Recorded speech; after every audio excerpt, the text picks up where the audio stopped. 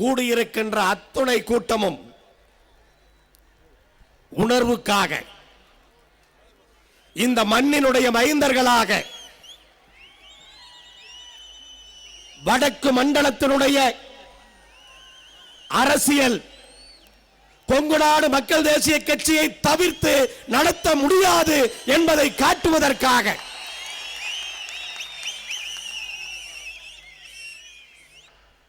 இந்த மாநாட்டை வெற்றி மாநாடாக, நான் சொன்னது போல உணர்ச்சி பூர்வமான மாநாடாக மாற்றிக் கொண்டிருக்கின்ற தீரன் சின்னமலையினுடைய வீர வாரிசுகளை,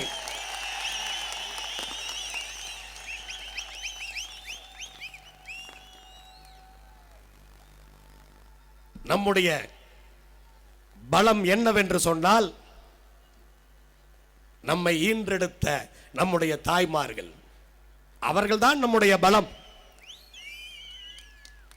ஒவ்வொருவரோடும் சரி நிகராக நின்று நம்மை வளர்த்தெடுத்துக் கொண்டிருக்கிறார்கள், நமக்கு தைரியத்தை சொல்லிக் கொண்டிருக்கிறார்கள்.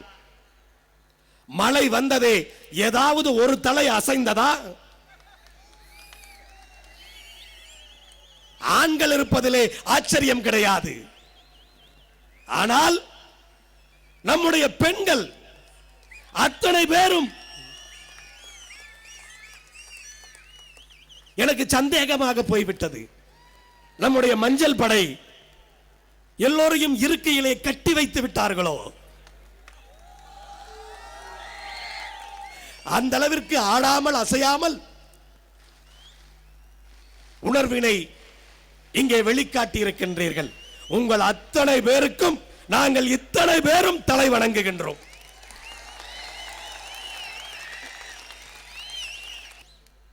தர்மபுரி இந்த வடக்கு மண்டலம் என்று சொன்னால் மிகப்பெரிய தலைவர்களை உருவாக்கிய வரலாறு இந்த பகுதியை சாரும். அப்படி சொல்ல போனால் ராஜாஜி அவர்கள் ஒசூருக்கு பக்கத்திலே தொரப்பள்ளி கிராமத்திலே பிறந்தவர் ராஜாஜி. எப்படிப்பட்ட புகழ் பெற்றவர்! அப்படிப்பட்டவரை ஈன்றெடுத்தவன் இந்த மண். அப்படிப்பட்ட பெருமை வாய்ந்த தலைவர்கள் ராஜாஜி மட்டுமல்ல,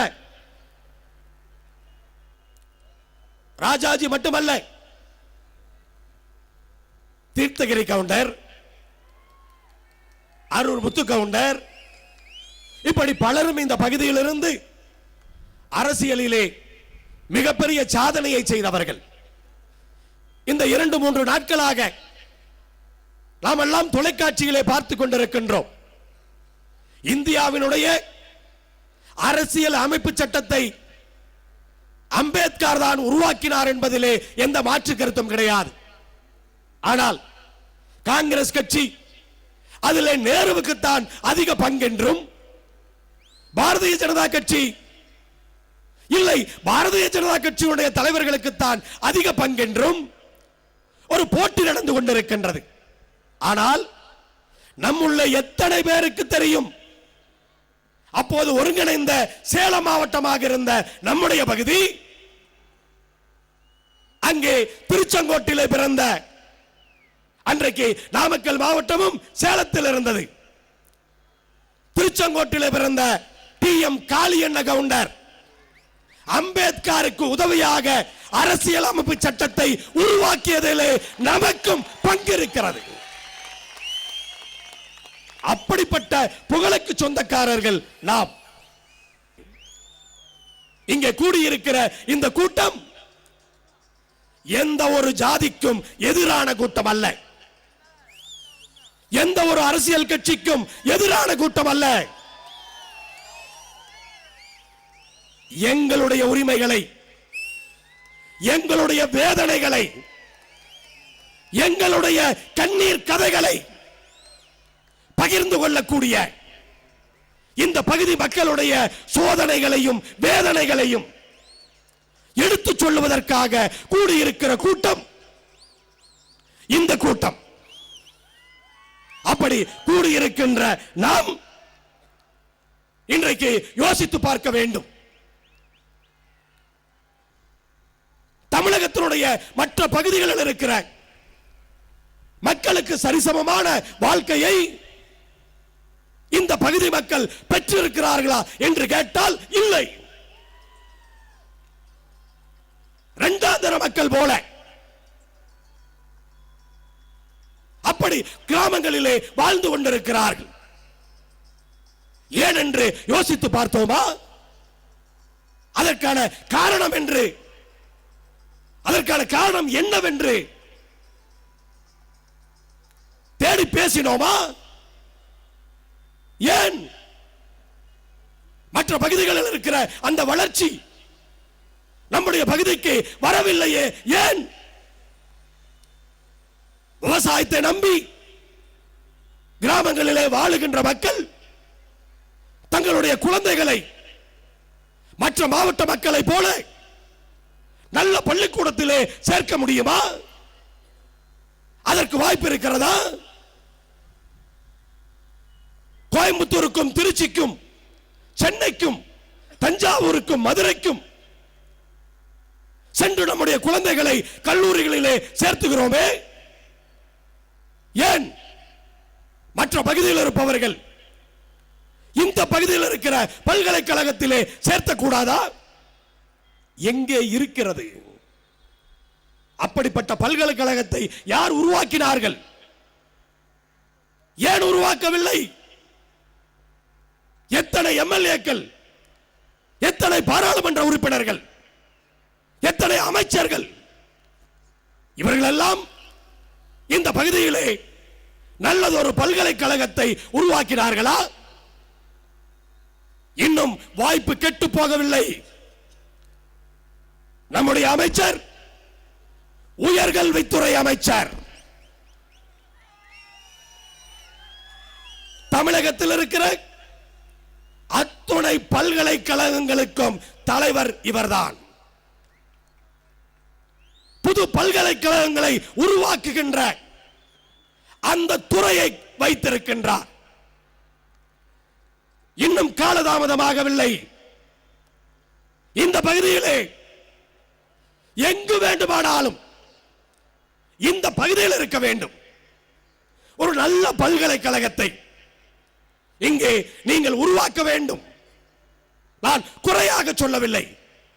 ஆனால் என்னுடைய மக்களுடைய எதிர்பார்ப்பு, நமது ஊரிலே நம்முடைய குழந்தைகளை படிக்க வைக்க ஒரு நல்ல பல்கலைக்கழகம் வேண்டும் என்பது என்னுடைய மக்களுடைய எதிர்பார்ப்பு.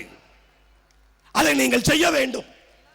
அந்த கோரிக்கையை தான் இந்த மாநாட்டின் மூலமாக அமைச்சராகிய உங்களுக்கு, தமிழக அரசிற்கு அன்போடு வைத்துக் கொள்ளுகின்றேன். கல்வியை விடுங்கள், மருத்துவம், அவசரத்திற்கு ஆஸ்பத்திரிக்கு செல்ல வேண்டும் என்று சொன்னால் ஒன்னா பெங்களூருக்கு போகணும், கோயம்புத்தூருக்கு போகணும், வேலூருக்கு போகணும், இல்லைன்னா சென்னைக்கு போகணும். நினைச்சு பாருங்க. ஏன் இந்த பகுதியிலே ஒரு நல்ல மருத்துவமனை இருக்கக்கூடாதா? இல்ல அரசாங்கத்திலே ஆரம்பிக்கவில்லை என்று சொன்னால் தனியார் துறையிலே அப்போலோ போல ஒரு நல்ல ஆஸ்பத்திரி நம்முடைய பகுதியிலே இருக்கக்கூடாதா? யாருக்காவது நெஞ்சு வலி வந்து விட்டது என்று சொன்னால் அதை போல ஆஸ்பத்திரி அருகில் இருந்தால் காப்பாற்றப்படுவார்கள். அந்த வாய்ப்பு மற்றவர்களுக்கு இருக்கிறது. இங்கே வாழுகின்ற நமக்கு இல்லையா? இத்தனை அரசுகள், இத்தனை மகள் பிரதிநிதிகள், இவர்களெல்லாம் இதை உருவாக்கி இருக்க கூடாதா? பாட்டாளி மக்கள் கட்சியினுடைய தலைவர், நிறுவனர், அவரும் டாக்டர். அவருடைய மகன் மத்தியிலே கேபினட் அமைச்சராக மருத்துவத்துறைக்கு இருந்தவர். ஒரு ஆஸ்பத்திரி கொண்டு வந்திருக்க கூடாதா? அரசாங்கத்திலே இல்லை என்று சொன்னால் யாரையாவது, எவ்வளவோ தனியாரை எதற்கோ நிர்பந்தப்படுத்துகிறீர்களே, அப்போலோ போன்ற ஒரு தனியார் நிறுவனத்தை இங்கே தர்மபுரியிலோ கிருஷ்ணகிரியிலோ எங்காவது ஒரு இடத்திலே ஒரு மருத்துவமனையை போட்டு இருக்க கூடாதா? உங்களுக்கு உடம்பு சரியில்லை என்று சொன்னாலும் சென்னை அப்பல்லோ தான். உங்கள் மகனுக்கு உடம்பு சரியில்லை என்று சொன்னாலும் சென்னை அப்பல்லோ தான். ஏன்? உங்களுடைய கோட்டை என்று சொல்லுகின்ற இந்த தர்மபுரியிலே அப்படி ஒரு மருத்துவமனையை நீங்கள் கொண்டு வந்திருக்க கூடாதா? இதையெல்லாம் நான் குறை என்று சொல்லவில்லை. ஆனால் இது நடக்கவில்லையே. இந்த ஆதங்கம் நான் ஊராக மக்களிடத்தில் பேசும் பொழுது மக்கள் படுகின்ற வேதனை, இப்படி ஏமாந்து போயிட்டமே, அந்த வேதனையை தீர்ப்பதற்கு ஒரு அருமையான சந்தர்ப்பம், அதை தவற விட்டு விட்டீர்களே. இப்போது புலம்பி என்ன செய்ய? அப்போது அதை நடத்தி இருக்கலாமே.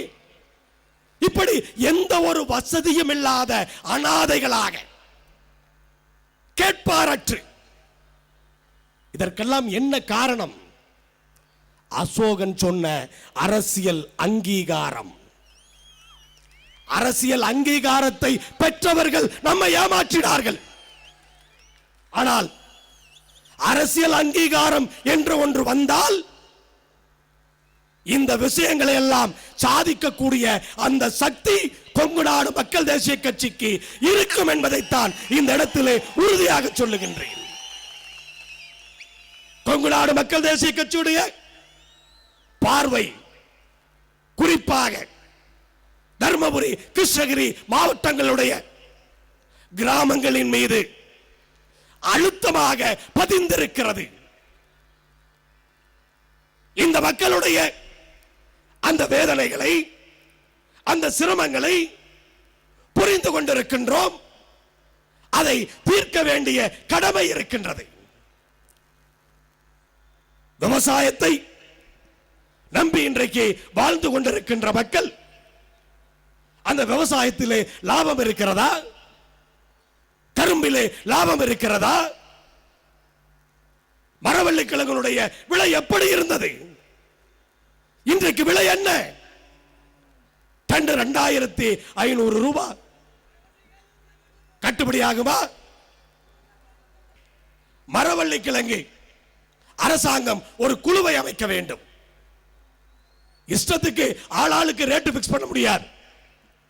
அரசாங்கம் ஒரு குழுவை அமைத்து அந்த மரவள்ளி கிழங்கை வாங்குகின்ற நிறுவனங்கள் அவர்களுடைய உற்பத்திக்கு பிறகு உள்ள பொருளை என்ன விலைக்கு விற்கிறார்களோ அதிலிருந்து அவர்களுக்கு ஆகிற செலவை கழித்து அவர்களுக்கு ஆகிற லாபத்தை கொடுத்து மீதி விவசாயிக்கு கிடைக்க வேண்டும்.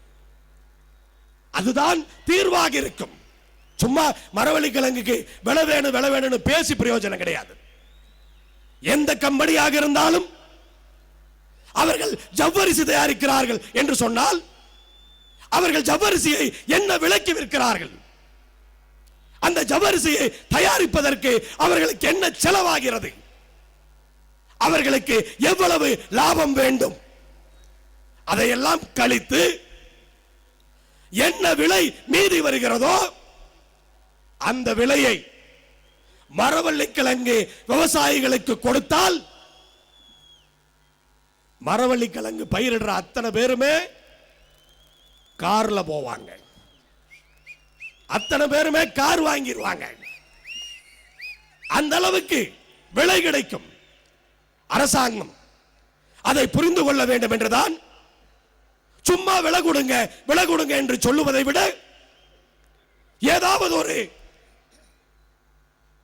முடிவோடு இப்படி செய்யுங்கள், எங்களுக்கு விலை கிடைக்கும். நியாயத்திற்கு விவசாயிகள் கட்டுப்படுகிறார்கள். அந்த உறுதியை எங்களால் சொல்ல முடியும். அரசாங்கமும் அந்த கம்பெனிகளும் அதே நியாயத்திற்கு கட்டுப்பட வேண்டும் என்றுதான் இந்த மாநாட்டின் மூலமாக கேட்டுக்கொள்ளுகின்றோம். மத்திய அரசை பொறுத்தவரை தமிழகத்திலே பாரதத்தினுடைய பிரதமர் தேர்தலுக்கு பிரச்சாரம் செய்த போது அவர் சொன்ன வார்த்தைகள், நதிகளை இணைப்பேன் என்று சொன்னார். நதிகளை இணைப்பதற்கு என்ன முயற்சி நடக்கிறது? ஒரு முயற்சியும் இல்லை. தமிழகத்தினுடைய பாரதிய ஜனதா கட்சியினுடைய தலைவர்களை பார்த்து கேட்கிறேன். வெட்டி பேட்டி கொடுக்காதீங்க, வெட்டி பேச்சு பேசாதீங்க. எங்களுக்கு வேண்டியது நதிநீர் இணைப்பு. நதிநீர் இணைப்பை செயல்படுத்துவதற்கு மத்திய அரசாங்கம் என்ன செய்து கொண்டிருக்கிறது, அதை பற்றி பேசுங்கள், ஆக்கப்பூர்வமாக பேசுங்கள். ஏதோ யாரையோ குறை கூற வேண்டும், அரசியல் என்றால் யாருக்காவது கண்டனம் தெரிவிக்க வேண்டும், அது மட்டும் அரசியல் அல்ல. நதிநீர் இணைப்பை செயல்படுத்த வேண்டிய அந்த அவசியம் இருக்கிறது. அந்த வாக்குறுதியை கொடுத்து நாம் வாக்குகளை கேட்டிருக்கின்றோம். குறிப்பாக இந்த தொகுதியிலே வெற்றி பெற்றிருக்கின்றோம். அத்தனை பேரும் நதிகளை இணைப்பீர்கள் என்ற நம்பிக்கையோடு வாக்களித்திருக்கிறார்கள். அதை புரிந்து கொண்டு நதிநீர் இணைப்பை வேகப்படுத்த வேண்டும். குறைந்தபட்சம் அந்த நதிநீர் இணைப்பிலே என்ன நடக்கிறது, என்ன முன்னேற்றம் இருக்கிறது, அதையாவது தமிழகத்தினுடைய தலைவர்கள் சொல்லுங்கள் என்றுதான் கேட்கின்றேன். விவசாயிகள் கடனை வாங்கி கடனை கட்ட முடியாம அதுக்கு கடனை வாங்கி வட்டி கட்டி நிலத்தை வித்துட்டு போகக்கூடிய நிலைமை. விஜய் மல்லையா 50,000 கோடி ஏமாத்திட்டாங்க. அவனுக்கெல்லாம் பிரச்சனை கிடையாது. ஆனா 2,000 ரூபாய் வாங்கின நம்ம குப்புசாமிக்கு ஜப்தி. என்னையா நியாயம் இது? இந்த அநியாயங்களிலிருந்து எப்போது நாம் தப்பிக்க போகிறோம்? மின்சாரம் பீகார்ல விவசாயத்துக்கு மின்சார இணைப்பு கேட்டால் ஒரு பைசா வாங்காம விவசாய இணைப்பை உடனடியாக கொடுக்க வேண்டும் என்று அந்த மாநிலத்தினுடைய முதலமைச்சர் நிதிஷ்குமார் அறிவித்திருக்கிறார்.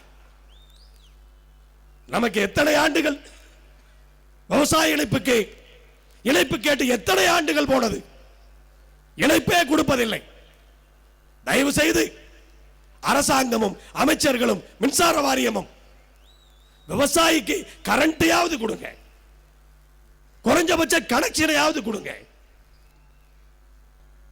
அப்படி மற்ற மாநிலங்களை பார்த்தாவது நாம் விவசாயிகளை காப்பாற்றுகின்ற அந்த வேலைகளை செய்ய வேண்டும் என்றுதான் நாங்கள் இந்த மாநாட்டிலே கேட்டுக்கொள்ளுகின்றோம். அதே போல விவசாயத்தை நம்பி இருப்பவர்கள், விவசாயம் சார்ந்த தொழில்கள், ஜவ்வரிசி, மாம்பழக்கூழ், நார் தொழிற்சாலை, இப்படி வாசனை எவ்வளவோ மலர்கள், பூ, எங்க பார்த்தாலும் பூ. அதனாலதான் நம்ம பூ போல இருக்கிறோமான்னு தெரியல. நம்மளை பார்த்து மிரட்டுறாங்கன்னு சொன்னா நம்ம பூ போல இருக்கிறோமா? இந்த பகுதியில் பூ அதிகமா விளையறதுனால. அப்படி வாசனை திரவியங்கள் தொழிற்சாலை, இப்படிப்பட்ட தொழிற்சாலைகளை அமைத்தால்தான் விவசாயிகள் வாழ முடியும் என்பதை புரிந்து கொண்டு விவசாயம் சார்ந்த அந்த தொழிற்சாலைகளை அமைக்க வேண்டும். பெங்களூரோட அத்தனை கழிவு தண்ணியும் மேட்டூருக்கு வருது. என்ன அநியாயம், எவ்வளவு அநியாயம் பாருங்க. அதே காவிரி தண்ணி தர்மபுரியில தான் இறங்குது. ஆனா காவிரி தண்ணினால தர்மபுரிக்கு என்ன பிரயோஜனம் இருக்கு சொல்லுங்க? ஏதோ இப்ப ஒரு சில கிராமங்களுக்கு குடிநீர் கொடுத்திருக்காங்க. அப்படி மேட்டூர்ல இருந்து உபரி நீர் எடுத்து சாரபங்கா நதியில விட்டீங்கன்னு சொன்னா ஓமலூர் பக்கம் சேலம் மாவட்டத்தில் குளம் குட்டையெல்லாம் நிரம்பும்னு சொல்லி 50 வருஷமா கேட்கிறோம், நடக்கல. திருமணி முத்தாறு சேலம் மாவட்டத்தினுடைய வறண்ட பகுதிகளை வாழ வைக்க, அதுவும் மேட்டூர் உபரி நீர் யாரும் கேட்கறதுக்கு தயாரா இல்ல. தண்ணி நமக்கு இல்ல. தருமபுரி மாவட்டத்துக்கோ சேலம் மாவட்டத்துக்கோ காவிரி தண்ணி கிடையாது. ஏன்? நாமெல்லாம் ஒற்றுமைப்பட்டு ஒரு புரட்சியை உண்டாக்கவில்லை. தஞ்சாவூருக்கு கிடைத்த அந்த அரசியல் அங்கீகாரம் இந்த கொங்கு நாட்டிற்கு கிடைக்கவில்லை. இதுதான் காரணம். எல்லாம் அரசியல் அங்கீகாரம் என்று ஒன்று நமக்கு வந்தால் மேட்டூரிலிருந்து உபரி தண்ணீர் சேலம் தருமபுரி மாவட்டங்களுக்கு வந்து சேரும். இப்படி எவ்வளவோ பாசன திட்டங்கள். சுத்தி சுத்தி மழை பெஞ்சிருக்குது. டிவியில பார்க்கிறோம், எங்க பார்த்தாலும் தண்ணி, ஃபர்ஸ்ட் ஃப்ளோருக்கு தண்ணி, தண்ணியில் அடிச்சுக்கிட்டு போகுது. ஆனா அரூர் பக்கம் பார்த்தீங்கன்னு சொன்னா குளத்தில் மாடு மேய்க்கிறாங்க. நம்ம நிலைமை பாருங்க. ஊரெல்லாம் இப்படி பெஞ்சிட்டு நம்ம ஊர்ல மழை கிடையாது. என்ன காரணம்? மழை பெஞ்சிருக்குது. இன்னொரு குளம் உடைஞ்சுக்கிட்டு ஊருக்குள்ள போயிடுச்சு தண்ணி. ஆனா அரூர் குளத்துக்கு ஏரிக்கு வர்றது அந்த வாய்க்கால் தூர்வாரல, வாய்க்கால் சுத்தமா இல்லை. ஏரியா இருந்தாலும் சரி, குளமா இருந்தாலும் சரி, வாய்க்காலா இருந்தாலும் சரி, தமிழகத்தினுடைய நீர் ஆதாரங்கள், நீர்வழி பாதைகள் அத்தனையும் தூர்வாரி தண்ணீரை சேமிக்கக்கூடிய அந்த வேலையை செய்ய வேண்டும். தயவு தாட்சண்யம் பார்க்க கூடாது. வாய்க்காலையும் நீர் ஆதாரங்களையும் ஆக்கிரமித்தவர்கள் யார்? அரசியல் ஆதரவு, அரசியல் செல்வாக்கு, அதை வைத்துக் கொண்டுதான் நீர்நிலைகளை ஆக்கிரமிப்பு செய்திருக்கிறார்கள். அப்படிப்பட்டவர்களை தயவு தாட்சண்யம் பார்க்காமல் காலி செய்து நமக்கு விவசாயத்திற்குரிய தண்ணீரை குளம் குட்டைகளிலே நிரப்புவதற்கான அந்த முயற்சிகளை செய்ய வேண்டும். பக்கத்தில் பெங்களூர், எவ்வளவு தூரம்? பெங்களூர் இன்னைக்கு இவ்வளவு வளர்ந்திருக்குது இல்ல? ஏன் பெங்களூர் மாதிரி கிருஷ்ணகிரிக்கு தருமபுரிக்கு நடுவுல ஒரு நகரம் உருவாயிருக்க கூடாதா? பண்ணிருக்கலாமே. பெங்களூர்ல அத்தனை கம்பெனி போடுறவன் ஒரு 10% இங்க கம்பெனி போட்டிருந்தா இந்த பகுதியினுடைய வளர்ச்சி வளர்றதும் வளர்ந்திருக்கும், விவசாயத்துக்கும் நல்ல லாபம் கிடைச்சிருக்கும், இந்த பகுதி மக்கள் வாழ்ந்திருப்பார்கள். ஏன் திமுக ஆட்சியில மத்தியில் எத்தனை அமைச்சர்கள் இருந்தீர்கள்? ஏன் கிருஷ்ணகிரிக்கு தருமபுரிக்கு நடுவில் பெங்களூர் மாதிரி ஒரு நகரத்தை உருவாக்கி இருக்க கூடாதா? ஒரு சர்வதேச விமான நிலையம் இங்கே தமிழகத்திலே இந்த பகுதியிலே கொண்டு வந்திருக்க கூடாதா? அன்னைக்கு ஒரு ஸ்மார்ட் சிட்டியை இந்த பகுதியிலே போட்டு அங்கே அமைந்த ஐடி நிறுவனங்களை இங்கே அமைத்திருக்க முடியும். இந்த பகுதி மக்களை வாழ வைத்திருக்க முடியும். ஏன் அதை பண்ணல? அதுக்கான காரணம் என்ன? தமிழகத்தினுடைய மேற்கு மாவட்டங்களில் பல தொழிற்சாலைகள் வந்திருக்குது அப்படின்னு சொன்னா ஏன் இங்க வரல? என்ன காரணம்? இங்க இருக்கிற மக்கள் தப்பா? இல்ல பாட்டாளி மக்கள் கட்சியோ விடுதலை சிறுத்தைகளோ அடிக்கடி அடிச்சுக்கிறாங்களே அது காரணம்? அதுதான் காரணமா? இருக்கலாம். யாராவது ஒரு கம்பெனி போடணும்னு நினைக்கிறவங்க இந்த 2 கட்சி இங்க அடிச்சுக்கிறாங்க அப்படின்னு சொன்னா போடுறதுக்கு யோசிச்சிருக்கலாம். அந்த நிலைமை மாற வேண்டும். இந்த பகுதிகளிலே தொழிற்சாலைகளை கொண்டு வருவதற்கு யாரும் தயங்கக்கூடாது. அப்படி ஒரு சூழலை இந்த பகுதியிலே ஏற்படுத்த வேண்டும். அதைத்தான் டைரக்டர் அவர்கள் இங்கே சொல்லி சென்றார். கொங்கு நாடு மக்கள் தேசிய கட்சி இந்த பகுதியிலே வலுவாக கால் ஊன்ற ஆரம்பித்திருக்கிறது. நம்முடைய வளர்ச்சி வர வர தமிழகத்தினுடைய மேற்கு மாவட்டங்களிலே என்ன அமைதி நிலவுகிறதோ அதே அமைதி இங்கே வட மாவட்டங்களிலே நிலவும், கண்டிப்பா நிலவும். அப்படிப்பட்ட ஒரு சூழலை உருவாக்குகின்ற முயற்சியை தான் நாம் செய்கின்றோம். ஏதோ அரசியல பண்றதுக்காக நம்ம இங்க மாநாடு போடல. இந்த பகுதியும் மற்ற பகுதிகளைப் போல அந்த வளர்ச்சியை பெற வேண்டும். அந்த தொழிற்சாலைகள் இங்கே வர வேண்டும். பிசிஆர் சொன்னாங்க, இப்படி எல்லாம் பிசிஆர் போடுறாங்க. நம்ம பொய் வழக்கு போடுறான்னு சொன்னப்ப எவனும் நம்பல. இப்ப கடைசியா நாமக்கல் டீச்சர் மேல போட்டப்ப கூட பொய் வழக்கு போடுறான்னு சொல்லி எவ்வளவோ கத்துறோம், கேட்கல. காங்கிரஸ்காரன் சொன்ன இவனெல்லாம் ஜாதி பேசுறான், பொய் வழக்கு எங்க போடுறாங்க? காங்கிரஸ் கட்சி தேசிய கட்சி, நாங்க எல்லாத்துக்கும் பொதுவான கட்சி, பிசிஆர் சட்டத்தை ஸ்ட்ராங் பண்ணு அப்படின்னா போட்டேன். விஜய தாரணி மேல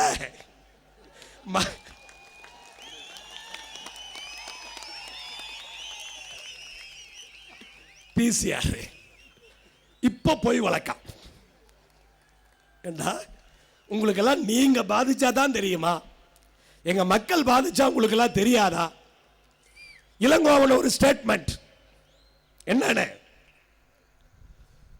தேமுதிக மீது பொய் வழக்கு தூண்டி விட்டு போட்டு விட்டார்கள். விஜய் தாரணி மேல தூண்டி விட்டு போட்டது யார்? அண்ணா திமுக காரங்க தேமுதிக பொறுப்பாளர்கள் மேல தூண்டி விட்டு பொய் வழக்கு போட்டாங்களாம். ஈவிகே இளங்கோவனுக்கு அதை பேசுவதற்கு தகுதி இருக்கிறதா? ஆனால் பிசிஆர்ல பொய் வழக்கு போடுவதை கொங்குநாடு மக்கள் தேசிய கட்சி கண்டிக்கும்.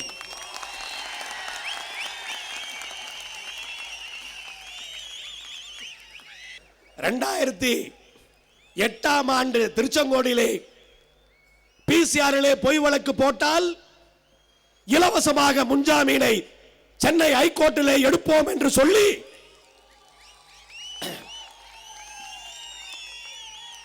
இதுவரைக்கும் 800 வழக்குகளிலே முன்ஜாமீன் இலவசமாக எடுத்துக் கொடுத்திருக்கின்றோம். அதிலே கொங்குநாடு மக்கள் தேசிய கட்சிக்காரர் மட்டுமல்ல, திமுக காரருக்கு எடுத்து கொடுத்திருக்கோம், அண்ணா திமுக காரருக்கு எடுத்து கொடுத்திருக்கோம், எல்லா ஜாதிக்கும் எடுத்து கொடுத்திருக்கோம். அதனாலதான் சொன்னேன், அந்த அனுபவம் எங்களுக்கு நிறைய இருக்கு. உங்களால முன்ஜாமீன் எடுக்க முடியலன்னு சொன்னா எங்களை கன்சல்ட் பண்ணுங்க, நாங்க எடுத்து தர்றோம் அப்படிங்கறத அந்த அனுபவத்தில் தான் சொன்னேன். பெண்களுக்குரிய பாதுகாப்பு, பிசிஆர் சட்டத்தில் பாதுகாப்பு, இதெல்லாம் எதுக்கு பண்றோம்? மக்களுக்கு தைரியம். நம்முடைய மக்களுக்கு, கிராமங்களில் இருப்பவர்களுக்கு அந்த தைரியத்தை கொடுக்க வேண்டும் என்ற ஒரே காரணத்திற்காக. அப்படி அந்த தைரியம் வந்து விட்டது என்று சொன்னால் பாதி பிரச்சனை தீர்ந்து போச்சு. மீதி பிரச்சனையை பார்த்துக்கலாம். ஆனால் பொய்யா கேஸ் போட்டா விடமாட்டோம். அது அவன் எவ்வளவு பெரிய ஆளா இருந்தாலும் சரி, எவ்வளவு அரசியல் பின்புலம் இருந்தாலும் சரி, எவ்வளவு பெரிய அதிகாரியாக இருந்தாலும் சரி, பொய்யா ஒரு பிசிஆர் கேஸ் போட்டால் இந்த மண்ணிலே அதை விடமாட்டோம்.